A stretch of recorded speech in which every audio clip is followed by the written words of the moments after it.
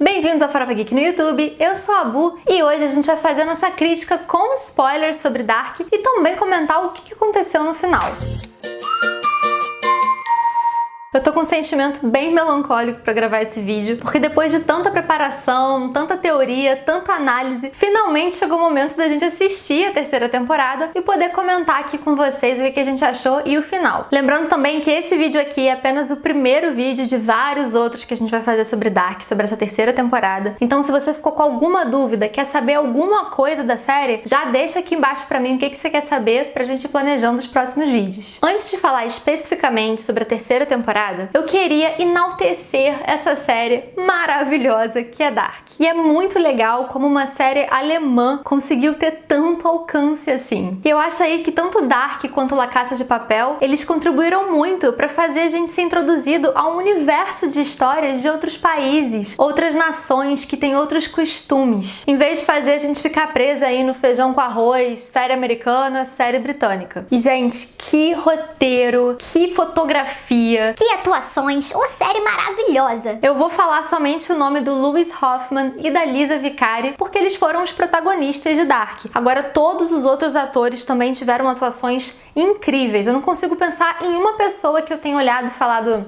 tá precisando de mais aulinhas de atuação. E aproveitando que eu falei do roteiro, o roteiro, apesar de não ter ficado tudo amarrado, como a gente já sabia que não ia ficar, ele respondeu as principais perguntas e fechou o ciclo que ele prometeu fechar. Mas sim, ficaram pontas soltas, ficaram perguntas não resolvidas e lógico que vai ter vídeo sobre isso aqui no canal, então fica de olho. Eu acho que Dark, ela tem muito a agradecer a Game of Thrones. E a comparação aí pode não ficar muito óbvia a princípio, mas é que Game of Thrones, ela foi responsável por mostrar para a indústria que o público, ele consegue acompanhar histórias complexas. Se a gente parar para pensar, Game of Thrones tinha tudo para ficar só dentro do nicho da galera nerd, da galera geek. Porque, poxa, é um grande quebra-cabeça. Quem é que vai ter interesse e paciência para ficar tentando pensar qual é o personagem A que é casado com o personagem B? Mas não, o público não somente gostou muito disso, como estava ávido para esse tipo de história. É uma história que desafia mais a gente, faz a gente pensar. E por causa disso, é uma história que acompanha muito mais a gente, em vez de só aquele momento que você tá parando assistindo a televisão. Porque você tem que estar constantemente pensando, fazendo teoria, tentando descobrir o que vai acontecer. E Dark tem muito disso, né? Além de ter um protagonismo completamente dividido, coisa que também já tinha em Game of Thrones, ela abre para linhas temporais diferentes e universos diferentes. Então bota complexidade nisso. Mas graças a Game of Thrones, o público já estava pronto para isso. Falando especificamente agora sobre a terceira temporada, eu gostei demais dessa temporada. As nossas teorias estavam erradas. Ela não terminou com o fechamento do ciclo, mas sim com ele sendo quebrado. O que eu achei ainda mais melancólico, ainda mais bonito. Eu acho que muito mais legal do que você acertar a teoria é você ficar teorizando, quebrando a cabeça, achando que você conseguiu resolver toda a equação. É quando você vê a série vai e consegue um jeito de te surpreender. Tiveram algumas coisas que eu não gostei, alguns mistérios que eu acho que tinham que ser resolvidos, mas isso a gente vai falar em outros vídeos. E Dark, no geral, esse fechamento das 3 temporadas, a gente consegue ver que ela mexe muito com diversos conceitos filosóficos. É uma série que fala de determinismo, fala de livre-arbítrio, fala do eterno retorno de Nietzsche, fala um pouquinho de amor fati, e ela vai bebendo na fonte de vários grandes filósofos como Nietzsche, Schopenhauer e Freud. Inclusive, o início de cada temporada começa com um dizer, com um saber filosófico. Na primeira, a gente tem um dizer do Einstein, na segunda, do Nietzsche, e nessa terceira, um dizer do Schopenhauer que eu acho que permeou toda a terceira temporada e foi a grande moral da série. Eu tava pensando, inclusive, em fazer um vídeo específico sobre a filosofia em Dark. Então, se você acha que é o tipo de coisa que te interessaria, deixa pra mim aqui nos comentários pra ver se eu faço esse vídeo ou não. Mesmo sem querer me estender muito em toda a filosofia de Dark, é legal a gente perceber que a grande moral da história é uma dicotomia entre o determinismo e o livre-arbítrio das pessoas, e se as pessoas sequer teriam livre-arbítrio. Porque lá no final da segunda temporada, e também ao longo de toda essa terceira, a gente descobriu que existem 2 mundos. Na verdade são 3, mas a gente já vai chegar lá. Existe o mundo do Jonas e também existe o mundo da Marta, em que o Jonas não existe. E nesses 2 mundos, eles são um pouquinho diferentes. No mundo do Jonas, o Voller não tem um olho. Já no mundo da Marta, ele não tem um braço. Lá no mundo do Jonas, o Uric trai a Catarina com a Hannah. Já no mundo da Marta, o Uric, ele é casado com a Hannah. Isso depois dela ser amante dele enquanto ele era casado com a Catarina. Catarina. A Elizabeth, no mundo do Jonas, ela é surda. Enquanto isso, no mundo da Marta, quem é surda é a Francisca. Só que o que a série mostra pra gente, e o que é muito interessante, que faz toda essa discussão, é que apesar dessas pequenas diferenças, todas as coisas acontecem como elas sempre acontecem. Então, se no mundo do Jonas o Uric tinha uma amante, que era a Hannah, lá no mundo da Marta, o Uric também tem uma amante. Só que agora, como ele é casado com a Hannah, quem é amante dele é a Charlotte. E a Charlotte e o Peter, eles sempre acabam se separando. Lá no mundo do Jonas é porque o Peter tem um caso com a prostituta transexual Bernadette. E lá no mundo da Marta, dá a entender na cena da igreja que o Peter, ele flerta um pouquinho com o Benny, que nesse mundo não é uma mulher transexual. O Magnus e a Francisca, eles sempre vão terminar juntos em todos os mundos. Não importa se num mundo ela é surda e no outro não. E isso tem tudo a ver, além do determinismo, com a frase que o Schopenhauer fala e que abre essa terceira temporada. Porque a gente pode ser livre para fazer as nossas escolhas, mas mesmo que a gente seja livre nisso, a gente não é livre dos nossos desejos. E se a sua essência, se o que você deseja é sempre a mesma coisa, todas as suas escolhas, mesmo que elas sejam diferentes, elas vão te guiar para o mesmo fim. Tem um episódio nessa temporada que é narrado pelo Tannhaus e ele fala algo que o Nietzsche acreditava. Ele diz que o desejo, ele é um elemento propulsor do ser humano. E por causa disso, ele também é o que gera o progresso. E a gente só consegue esquecer uma vez que a gente saciar o nosso desejo. Então, no caso do Tannhaus, por exemplo, ele tem um desejo de construir a máquina que permite viajar no tempo para conseguir salvar o filho, a nora e a neta. E só uma vez que ele saciar o desejo dele é que ele vai conseguir dar um ponto final nessa história, que ele vai conseguir seguir em frente. O Adam, ele tem o desejo de acabar com o sofrimento dele. E para isso, ele acredita que ele precisa destruir o mundo dele, porque só assim, só na inexistência é que ele não sofreria mais. E o ciclo finalmente seria quebrado e esse loop infinito nunca mais existiria. Já a Marta não. A Marta tem um desejo de manter o looping funcionando, justamente porque ela quer a existência do mundo dela. Então ela prefere que o looping continue existindo para que ele permita a existência do mundo, do que ele não existir e o mundo se destruir. E aí que entra a discussão do livre-arbítrio. Porque se a gente é movido pelos nossos desejos e se a gente é escravo dos nossos desejos, existe mesmo livre-arbítrio? E uma outra coisa que eu achei muito legal na série também é que a Cláudia fala pro Adam que o que motivou o desejo de todos os personagens foi o amor. O Adam queria que a Marta sobrevivesse, a Cláudia queria que a Regina sobrevivesse, o Noah queria encontrar sua filha perdida. Como se o amor fosse, de fato, o maior combustível da existência humana. Então, muito bacana a alegoria que a série fez em utilizar a viagem no tempo para falar pra gente sobre determinismo e livre-arbítrio. Vamos falar agora especificamente sobre o final. O que aconteceu nesse final? O Adam estava crente que quando ele matasse a Marta e o bebê que ela estava gerando, ele ia conseguir interromper o ciclo. E por consequência, o mundo dele e ele iriam ser destruídos. Só que, para sua surpresa, ele consegue utilizar lá a energia do apocalipse do mundo dele com a energia do apocalipse do mundo da Marta, consegue matar a Marta, mas nada acontece feijoada. O que acontece é que, para grande surpresa de todos, a Cláudia surge e conta pra ele o que ele realmente precisa fazer se ele quiser quebrar esse ciclo de uma vez por todas. E o que é interessante falar sobre essa Cláudia, gente,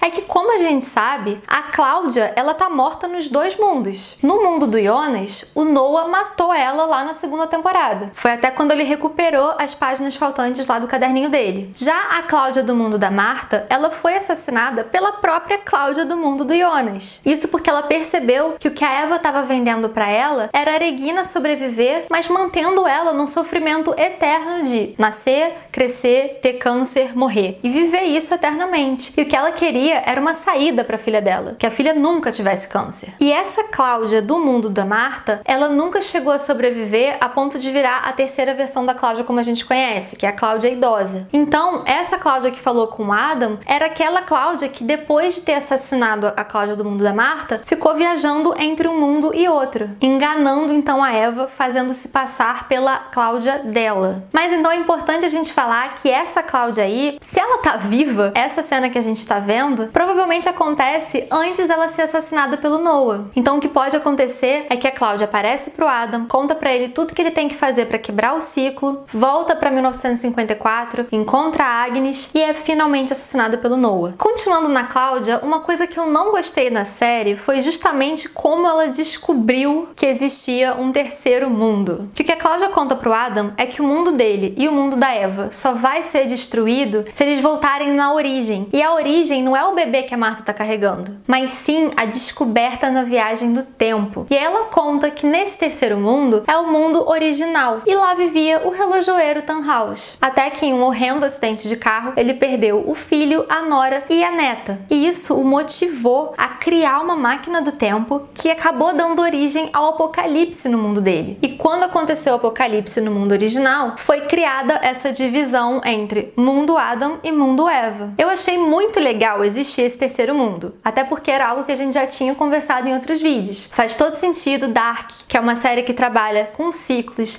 que tem o número 33 de uma forma tão importante, que tem essa simbologia da triquetra, trabalhar com ciclos de 3. Isso eu não vou discutir, eu achei ótimo. Agora, a maneira que foi jogado pra gente lá no último episódio da terceira temporada, que havia um terceiro mundo, eu achei muito Deus Ex Machina. Ou seja, eu acho que foi um recurso que a série fez e ela jogou isso de graça. Ela não se preocupou em desenvolver a trama pra chegar nessa conclusão. Porque da onde que a Cláudia, que só ficou viajando entre o mundo Adão e Eva em um momento em que não existia mais o mundo original, conseguiu informações tão precisas de que o apocalipse no mundo original aconteceu dia 21 de junho de 1986 e foi porque o Tannhaus inventor sofreu um acidente com a família dele, conseguiu criar uma máquina do tempo e assim o looping começou. Tudo bem, a Cláudia teve 33 anos para descobrir isso, mas não ficou claro pra gente como é que foi o processo de descoberta dela ao longo de todo esse tempo. Ficou parecendo ali que ela teve um insight divino, recebeu ali uma informação e descobriu o mistério, não ficou uma coisa orgânica, fluida. Mas enfim, ela explica pro Adam que o que motivou o Tannhaus a fazer a máquina do tempo foi perder a família dele. A gente volta mais uma vez aí para aquela questão do desejo ser o propulsor do progresso humano. Mas então, se foi isso que motivou ele a criar a máquina do tempo, o que Adam e Eva precisavam fazer era impedir a invenção. Eles só conseguiriam fazer isso se eles impedissem o acidente sofrido pela família do Tannhaus. E aí a Cláudia explica que durante o apocalipse, por uma pequeníssima fração no tempo, o tempo parou. E quando o tempo para, não há mais relação de causa e efeito. E era dessa forma que a Eva conseguia mandar a Cláudia do mundo dela pro mundo do Adam, e era justamente dessa forma também que a Cláudia conseguiu marcar esse encontro entre ela e Adam. Então o que eles precisavam fazer era esperar o apocalipse, se utilizar desse nanosegundo para ir até o mundo original e lá impedir o acidente da família do Tannhaus. E considerando que o desejo da Cláudia sempre foi salvar a Regina, por que impedir o acidente do Tannhaus é relevante para Cláudia? Porque outro insight que a Cláudia chegou foi o seguinte: o nascimento do filho de Jonas e Martha é o que gera um nó truncado entre todas as famílias de Vinden. E ela percebeu então que se a pessoa ela não é fruto desse nó, se ela não foi gerada por causa desse nó, ela vai continuar existindo lá no mundo original. E aí ela fala que é por isso que ela sabe que a Regina existe no mundo do Tannhaus. E é assim então que a gente fica sabendo que a Regina não é filha do Tronte. Afinal, o Tronte, sendo filho da Agnes com o homem misterioso que não tem nome, ela seria parte do nó. Então ela não ia existir no mundo original. O Adam então, ele reaparece pro Jonas lá no mundo do Jonas no dia 27 de junho de 2020, logo no momento seguinte a ele próprio ter matado a Martha. Então o Jonas tá mega pistola com ele e sabe-se lá como, apesar disso, ele confiou no Adam, que foi a pessoa que tinha acabado de matar o amor da vida dele. Eu acho que talvez por desespero, né, por não saber mais o que fazer. E aí no caminho, enquanto eles iam lá buscar a Martha, o Adam explicou tudo pro Jonas, mandou a real. Falou: olha, vocês nunca vão ficar juntos, esses mundos não eram nem pra ter existido, mas eu tenho uma forma de acabar com todo esse sofrimento. Então eles vão lá, conseguem recrutar a Martha antes da Martha ser abduzida pelo Magnus e pela Francisca, a mando do próprio Adam, diga-se de passagem. Mas um Adam, lógico, que não tinha vivido ainda a história dele com a Cláudia e a explicação que a Cláudia fez. Eu achei, inclusive, essa cena super emocionante, animal, ele abraçando ali a Martha, quase na hora que não ia dar mais tempo pra isso. Lá no mundo original, eles acabam conseguindo realmente impedir o acidente de Marek, Sonia e a bebê Charlotte. Porque o Jonas fala aquela frase que o Tannhaus sempre fala pro filho sobre o que sabemos ser uma gota e o que desconhecemos ser um oceano. E a Martha fala pra ele que o pai dele ama demais ele. Então ele ficou meio bolado, interpretou aquilo como um sinal e falou pra esposa que tava chovendo demais e que eles iam voltar pra casa do Tannhaus. Sobre essa cena, é importante a gente gente falar que a Charlotte aí não se chama Charlotte por coincidência. Tô pensando também em fazer um vídeo sobre a linha do Tannhaus, sobre a família Tannhaus. Comenta aqui se você gostaria desse vídeo. Mas a Charlotte era a tal falecida esposa do criador da Sigmundus Tannhaus, e inclusive naquela cena de 1888, o antepassado do Tannhaus já tem o reloginho escrito para Charlotte, que ele fez em homenagem à sua antiga esposa. Então o que a gente percebe é que esse nome Charlotte, ele vai passando de geração em geração para a família Tannhaus. É muito provavelmente por isso que a neta dele se chamava Tannhaus e que, lá na realidade da Martha e do Jonas, ele tenha nomeado a bebê que chegou para ele como Charlotte, como uma homenagem à sua netinha que faleceu. A parte muito triste pra gente é que eles foram bem-sucedidos na missão deles, e isso significa que, como Tannhaus nunca sofreu a perda da família, ele nunca construiu a máquina do tempo e os dois mundos nunca existiram, impedindo consequentemente o nascimento de Martha e Jonas. Por causa disso, numa despedida super emocionante, Martha e Jonas vão desaparecendo no horizonte. Vocês choraram, gente? Eu tenho vontade de chorar só de lembrar.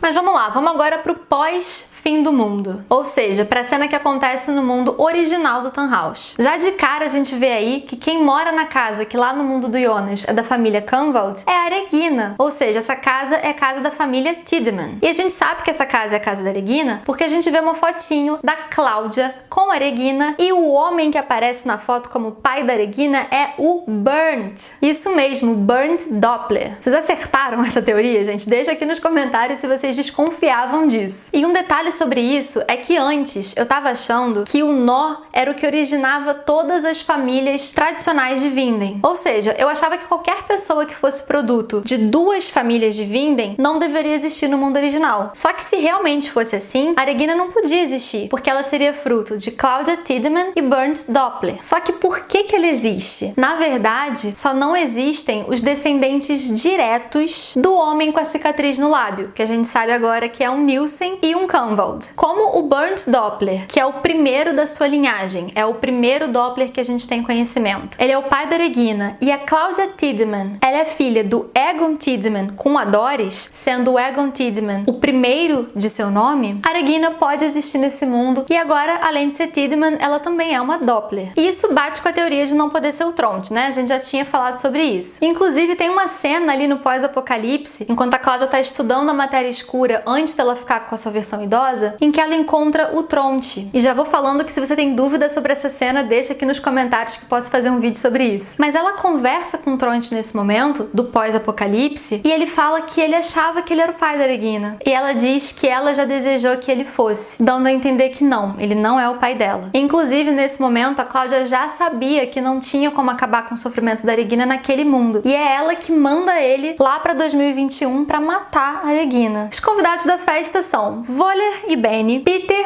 Catarina e Hannah. E se a gente pegar a árvore genealógica que aparece lá no chão da Eva, aliás, fica tranquilo porque vai ter vídeo sobre isso, a gente vê que faz sentido essas pessoas serem sobreviventes, porque elas são justamente as pessoas que não descendem do homem com a cicatriz no lábio, ou seja, do filho do Jonas com a Martha. O Voller e a Bernadette, eles são filhos da Donata Kraus. A Regina, como a gente já explicou, é filha do Bernd Doppler com a Claudia Tiedemann. O Peter, a gente consegue ver aí nessa árvore genealógica que ele é filho, sim, do Helge Doppler, acredite se quiser, e o nome da mãe dele é Ulla Schmidt. A origem do Peter era só uma casquinha de banana pra gente escorregar na série. A Hannah é filha do Sebastian Kruger, e a Catarina, como a gente descobre nessa temporada, as teorias estavam certas, ela é filha do Hermann e da Helene Albers. Ou seja, ninguém desse rolê do mundo original, ele é descendente do nó em comum, que é o filho do Jonas com a Martha. Voller e Hannah, eles são um casal e estão grávidos. E o Peter e a Bernadette, parece que eles são um casal também pelo comportamento deles na mesa. As solteiras da mesa parecem ser Catarina e Regina. O que é interessante é que tá chovendo pra caramba e do nada tem um apagão nessa cena. Isso indica pra gente que é provável que essa data que a gente esteja vendo essa cena seja justamente no dia 27 de junho de 2020. Ou seja, a data do apocalipse pro mundo do Jonas e da Martha. Só que nesse mundo original, como não tem viagem no tempo, também não tem apocalipse. O que acontece em vez disso é um apagão. E aí quando tem o blackout, até brincam. Pô, será que é apocalipse? Uma outra coisa legal sobre essa cena é que quando acontece isso e eles vão fazer um brinde, a Catarina brinda a um mundo sem Vinden. E essa frase era justamente uma frase que era uma brincadeira entre a Hannah e o Ulrich lá no mundo do Jonas. O Ulrich falou isso pra Hannah quando eles eram adolescentes, e aí depois, no episódio de flashback de 2019, a Hannah falou isso pro Ulrich. Voltando lá pro jantar, a Hannah, ela olha o casaco amarelo, que é a marca registrada do Jonas lá em 2019. E ela percebe isso e ela fica bem bolada. E nisso, ela se lembra que ela tá tendo um déjà vu. Ela fala que ela sonhou exatamente isso na noite passada, que teve um barulho muito forte, que as luzes se apagaram e do nada, escuridão total. E o que impressiona ela é que ela sentiu um grande alívio com isso, porque ela fala que junto com a escuridão não tinha mais desejo, não tinha mais sofrimento, não tinha mais nada. E o que é muito legal é que esse sonho que ela teve faz uma ponte muito grande com tudo que o Adam estava falando sobre desejo, baseado nos dizeres do Schopenhauer, que, como a gente já falou, permearam toda essa terceira temporada, que nós somos escravos do nosso desejo e a gente só consegue ser realmente livre quando a gente também é livre de desejar. E aí acaba a série quando perguntam qual é o nome do bebê e ela diz que acha que Jonas é um nome muito bonito. O que eu gostei demais desse final e eu achei incrível é que esse fechamento da frase da Hannah faz a gente questionar que será que a gente realmente é livre do nosso desejo? Porque lá estava essa galera jantando em um mundo original onde ninguém sabia que existia mundo de Marta, mundo de Jonas, porque eles nunca foram criados, e mesmo assim a Hannah ainda escolheu o nome Jonas, ainda ficou bolada quando viu o casaco amarelo. O destino do Peter parece que continuou sendo ao lado da Bernadette e o Voller continuou não conseguindo explicar o que aconteceu com o olho dele, que também foi machucado no último verão. Vocês perceberam isso? Ou seja, até mesmo no mundo originário parece que tudo acontece da mesma forma, justamente porque o desejo das pessoas continua o mesmo. Então a pergunta que Dark parece deixar no ar pra gente é: existe mesmo livre-arbítrio? Pra fechar esse vídeo enorme, eu só quero falar um problema da Regina estar nesse mundo original. A Cláudia, quando teve aquela conversa com o Tronte, lá no pós-apocalipse, ela deu a entender que de fato a Regina não era filha do Tronte. E era por causa disso que a Cláudia tinha total convicção que ela ia sobreviver a esses apocalipses e que ela existia no mundo original. Só que qual é o problema disso? Sabe aquela árvore genealógica que eu já falei? Lá no chão da Eva? Se a gente olhar pra parte da Regina, a gente vai ver que tanto no mundo do Jonas quanto no mundo da Marta, o pai da Regina é sim o Tronte. Isso significa que essa árvore genealógica não é confiável? Porque tudo estava parecendo que fazia sentido. Ela parecia dizer a verdade em todos os outros personagens. Mas se fosse isso, o Tronte não era pra ser pai da Regina? E aí, o que vocês acharam disso? Vocês pescaram alguma outra coisa sobre esse assunto de quem seria o pai da Regina? E de se realmente não for o Tronte, o motivo do Tronte estar lá na árvore genealógica? Deixa pra gente aqui nos comentários que eu tô muito curiosa pra entender isso. E se você gostou desse vídeo, não se esquece de se inscrever no canal, deixar o seu like e compartilhar com todos os seus amigos que também curtem Dark. Ah, e não se esquece, fica de olho porque ainda tem muito mais vídeos de Dark pela frente. Um beijo e até a próxima!